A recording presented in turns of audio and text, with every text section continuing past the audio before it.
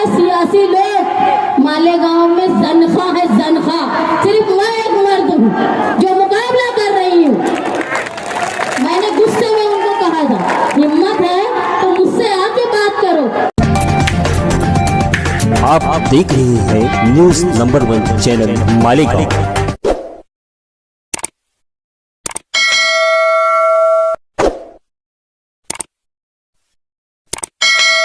मैं हूं साकिर साहब और आप देख रहे हैं न्यूज नंबर 1 चैनल। आइए नजर डालते हैं शहर की कुछ खास खबरों पे। शहर की हर छोटी बड़ी खबर पर न्यूज नंबर 1 की नजर। शान हिंद निहाल अहमद साहबा को आवाज दे रहा हूँ, पुरजोर तालियों में इस्तेमाल करें कि हम करें बात दलीलों से तो रद्द होती है, हम करें बात दलीलों से तो रद्द होती है। इनके होठों की खामोशी भी सनद होती है और कुछ न कहने से भी छिप जाता है एहसास सुकून। जुल्म फैलने से भी जालिम की मदद होती है। पुरजोर तालियों में इस्तेमाल करें। साथियों, आज का ये जलसा 12 नवंबर का दिन मालेगांव शहर के लिए एक तारीख दिन था, जिस दिन मालेगांव शहर का दबदबा खत्म किया गया।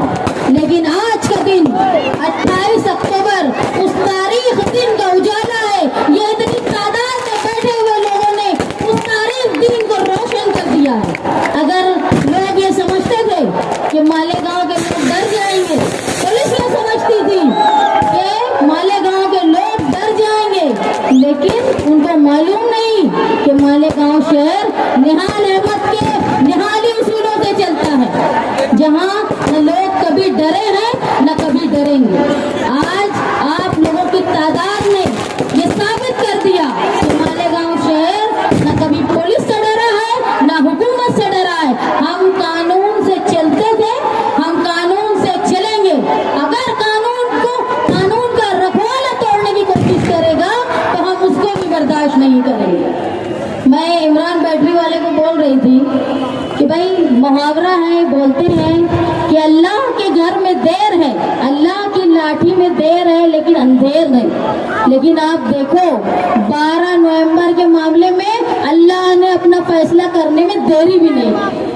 जो लोग 12 नवंबर के बेगुनाह जेल में थे, उनको फंसाने वाले को अल्लाह ने उनके बीच भेज दिया गुनाहगार बोलकर। दूसरा ये कि मालेगांव शहर में एक अजाब इलाही था।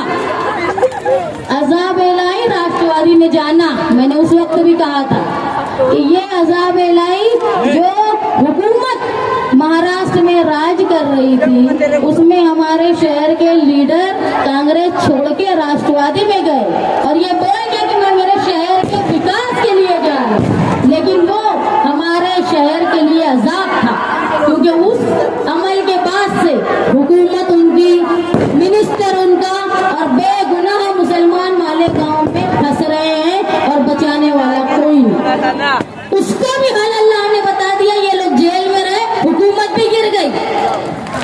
इसलिए देर है लेकिन अंधेर नहीं, और अल्लाह ताला ने इस फैसले में बहुत जल्दी ये दिखाने के लिए कि जुल्म बहुत दिन नहीं चलता। एक सियासी लीडर, जब 12 नवंबर का वाकया हुआ, एक सियासी लीडर ने अपनी जाती मजलिस में कहा कि क्या फर्क पड़ता है, अपना कौन फंसा। एक बात समझ लो, जब शहर की बात आती है ना, तो कोई तेरा और मेरा नहीं होता। ये शहर हमारा है और हम शहर में रहने वाला हर आदमी हमारा है। भले वो अगर नासिर खान हमारा है तो हमारा सरफराज मनियार भी हमारा है, अब्दुल रहीम पुकारे वाला भी हमारा है, सईद तख्ती भी हमारा है, रिजवान बैटरी वाला भी हमारा है, यहाँ तक के साबिर गौहर भी हमारा है, क्योंकि वो इस शहर में रहने वाला है। जिनको मैं नाम भूल रही हूँ उनसे मैं माफी चाहती हूँ, लेकिन इस वाकये में फंसने वाले तमाम बेगुनाह वो हमारे थे, भले ही हम उनको शक्ल से नहीं जानते। जब 12 नवंबर का वाकया हुआ, उसके बाद मुस्तकीम के शहर से बाहर रहने और पुलिस के सुपुर्दी के बाद मालेगांव शहर में सियासी लोगों ने बहुत सारे छछन किए, खास तौर पर मुझे फंसाने के लिए। एक दिन मुझे डीवाईएसपी का फोन आया, उन्होंने बोला कि आप हाकिम जेल में थे। मुझे पता भी नहीं था कि उन्होंने क्यों बुलाया। मुझे बुलाया गया, मंसूर भाई जो मरहूम हो गए हैं उनको बुलाया गया, रिजवान सर को बुलाया गया और हमसे पूछने लगे फला फला तारीख को तुम लोग कहाँ थे, तुमने क्या किया। हमको पता भी नहीं था कि उस तारीख को हमने क्या किया, लेकिन बाद में हमको समझा कि एक सियासी बड़े लीडर जो कारपोरेशन के ओहदे पे थे, उन्होंने मेरे खिलाफ पुलिस को एफिडेविट करवाया एक आदमी से और ये कहा गया कि भाई शान हिंद मालेगांव शहर में फसाद करवाना चाहती है। और इसका सबूत ये है कि शेख रशीद साहब ने प्रेस कॉन्फ्रेंस लेकर ये कहा कि मालेगांव शहर में फसाद कराने की साजिश की जा रही है और पुलिस को मैंने ये खबर दे दी है, पुलिस अपनी कार्रवाई कर रही है। अरे जिसका बाप नहीं दुनिया में, जिसका भाई नहीं दुनिया में, जिसका शोहर जेल में है, उस अकेले से तुम मुकाबला कर रहे हो, ये है तुम्हारी हिम्मत। लेकिन फिर भी मैंने अपनी पार्टी के वर्करों के हौसले से, मेरी पार्टी के साथियों की हिम्मत से मैंने मुकाबला किया और एक दिन कोर्ट में मुझे पहले कांग्रेस और अब राष्ट्रवादी के एक वर्कर मुझे मिले तो मैंने गुस्से में उनसे कहा कि सारे सियासी लोग मालेगांव में जनखा है, जनखा, सिर्फ मैं एक मर्द हूँ जो मुकाबला कर रही हूँ। मैंने गुस्से में उनको कहा था हिम्मत है तो मुझसे आके बात करो, तुम पुलिस के पास मुझे खत देते हो। मुझे जिला एसपी ने बुलाया, मुझे बार बार पुलिस का फोन आ रहा था, मैं ताखीर से उठी, बार बार फोन आ रहा था, यहाँ तक कि पुलिस मेरे घर आ गई। लेकिन अल्हम्दुलिल्लाह साथी निहाल अहमद साहब का वो नाम है कि गेट के अंदर घुसने को उनको डर लगता। बाहर से मुझे फोन किया और ये बोला कि जिला एसपी आए हैं, तुमको बुला रहे हैं। मेरे घर में 2 बच्चे मासूम, मेरा शौहर जेल में। मैंने मेरे बच्चों को कहा नींद में से उठा के, बेटा अगर मुझे आने में देर हो गई तो तुम नानी को फोन करके घर चले जाना नानी के। तो पूछने लगे अम्मी कहाँ जा रहे। मैं बोली बेटा हो सकता मुझे भी जेल जाना पड़ा। और मैं गई और वहाँ पे जितना बुरा बुरा बोल सकती थी गलत काम करने वालों को मैंने बोल दिया और ये बोल दिया कि कर लो गिरफ्तार मुझे, मेरा शौहर जेल में है, कर लो गिरफ्तार मुझे, मैं ऐसे भी इलेक्शन जीत जाऊंगी। और उसके बाद जब उन्होंने निहाली तेवर देख लिया तो कोई नोटिस, कोई पुलिस वाला दोबारा घर नहीं आया। ये ताकत है।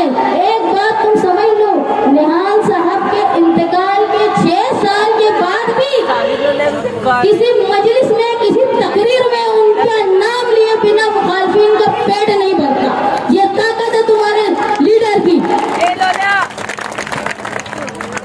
कुछ लोग ऐसा भी कह रहे थे कि ऐसे भागे थे, वैसे जमा हुए, ये जमा हुए, वो जमा हुए। मुझे एक बात बताओ, 12 नवंबर का मामला कोई सियासी नहीं था। ये आहनत रसूल, रसूल की मोहब्बत में, नबी की मोहब्बत में लोग जमा थे, अपना एहतजाज कर रहे थे। ये बताओ कौन कहाँ था वो जाने दो, तुम कहाँ थे? कौन सा लीडर वहाँ पहुँचा था? अरे तुम मुरुम पे, खड़ी पे, मैयत पे खड़े होकर फोटो खिंचाते हो। 12 नवंबर को क्यों नहीं आए? क्या वजह थी कि तुम लोग नहीं आए?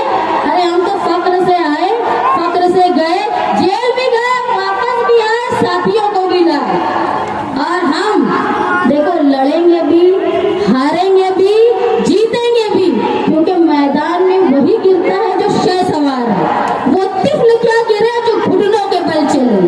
याद रखो, जो घुटने जिनके सलामत नहीं है उनके बारे में मुझे कुछ बोलना नहीं। मालेगांव शहर ये कानून के पासदारी करने का शहर है।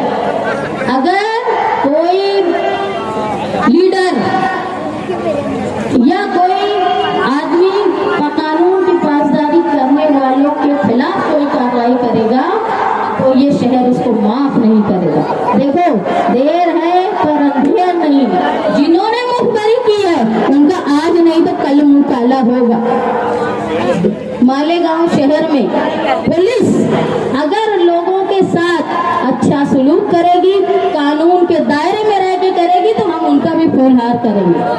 और अगर पुलिस ने बेगुनाह लोगों को फंसाने की कोशिश की,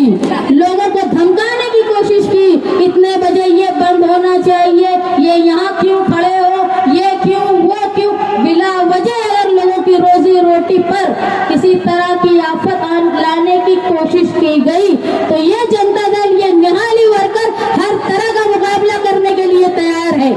रिजवान भाई की स्टाइल में बोलूं, है ना तैयार भाइयों?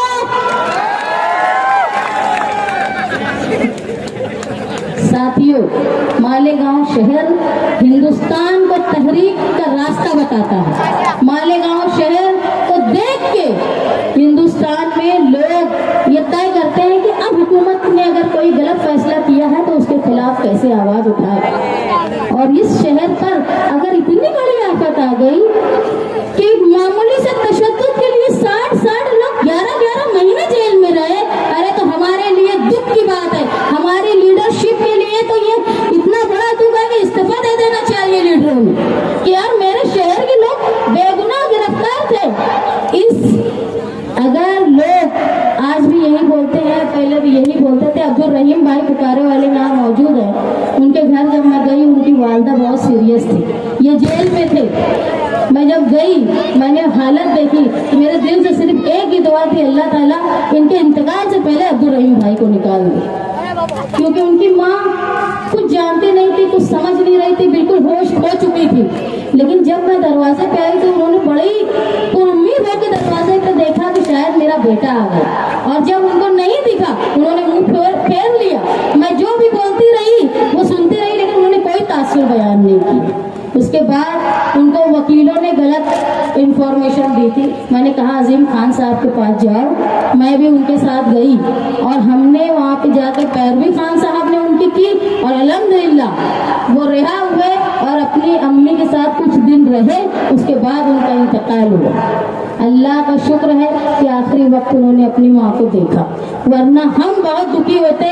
और इस तरह के हालात कई लोगों के साथ हुए जो जेल में थे, यहाँ बड़े खराब हालात हुए। लेकिन मुस्तकबिल में ऐसा कोई वक्त ना आए कि तुम्हारे शहर के नौजवान बाइज्जत लोग, बेगुनाह लोग जेल में रहे। इस चीज के लिए तुमको आज अहद करना है कि मालेगांव शहर का अगर दबदबा वापस चाहिए तो तुमको निहाल अहमद की सोच को जिंदा रखना है और वो ताकत पहुंचाना है और हमारे हाथ मजबूत करना है। आप हमारे हाथ मजबूत कीजिए, हमारे साथ ताकत बन के रहिए। इंशाअल्लाह मुस्तकबिल में चाहे पावर वाले हो, कारपोरेशन वाले हो, पुलिस वाले हो, कोई बिना वजह आपको परेशान नहीं कर पाएगा। आप लोग जनता दल का साथ दें। और मैं तो बहुत खुशनसीब हूँ कि 12 नवंबर में जो लोग जेल में थे, कोर्ट में उनकी तारीख होती थी। यकीन जानिए चंद लोग, मैं ये बोलती हूँ नदीम भाई और पापा भाई के अलावा बाकी सबके घर के मर्द जो आए वो कोर्ट में आने को डरते थे कि अगर मेरा भाई आए, मेरा बेटा है, मैं जेल में, मैं अगर उससे कोर्ट में गया तो मुझे भी गिरफ्तार कर लेंगे, क्योंकि नासिर खान साहब को कोर्ट में से उठाया गया। लेकिन मेरे साथ मेरी पार्टी का वर्कर था जो सैकड़ों की तादाद में आता था। मुझे नहीं जरूरत थी कि मेरा भाई मेरे साथ नहीं है, मेरा बाप मेरे साथ नहीं है, मेरा शौहर मेरी जेल में। लेकिन जनता दल के शहर के लोगों ने ये साबित किया कि जो मोहब्बत साथी निहाल अहमद साहब से आपने निभाई, उनके इंतकाल के बाद, बुलंद के इंतकाल के बाद आपने उससे हमको आज भी सरफराज किया है। मैं आपकी बहुत शुक्रगुजार हूँ। ये वर्कर खून के रिश्ते से ज्यादा अहमियत रखते हैं, हर दुख में हर सुख में हमारे साथ होते हैं। मैं बहुत शुक्रगुजार हूँ शहर की आवाम से। मुझे एक मैसेज आया, किसी मस्जिद के इमाम थे, उन्होंने मुझे मैसेज में किया जब मुस्तकीम जेल में थे कि तुम फिक्र मत करो बेटी, जेल जाना कोई बुराई की बात नहीं है, बेगुनाह तो हजरत यूसुफ भी गए थे। ये हौसला दिया मालेगांव शहर के लोगों ने जिनको मैं जानती भी नहीं थी। लेकिन ये सारी सोच व फिक्र ये साथी निहाल अहमद की दी हुई है। अगर हम उसको कायम रखेंगे तो इंशाअल्लाह मालेगांव शहर अपना विकार, अपना दबदबा वैसा ही रखेगा जैसा माजी में हुआ करता था। एक शेर के साथ मैं मेरी तकरीर खत्म करती हूँ कि तूफान का एक हम ही करेंगे मुकाबला, तूफान का एक हम ही करेंगे मुकाबला, कश्ती से बुज़दिलों को उतर जाने दीजिए। इस इस वीडियो को लाइक करें, हमारे चैनल को सब्सक्राइब कर बेल आइकन जरूर प्रेस करें। हम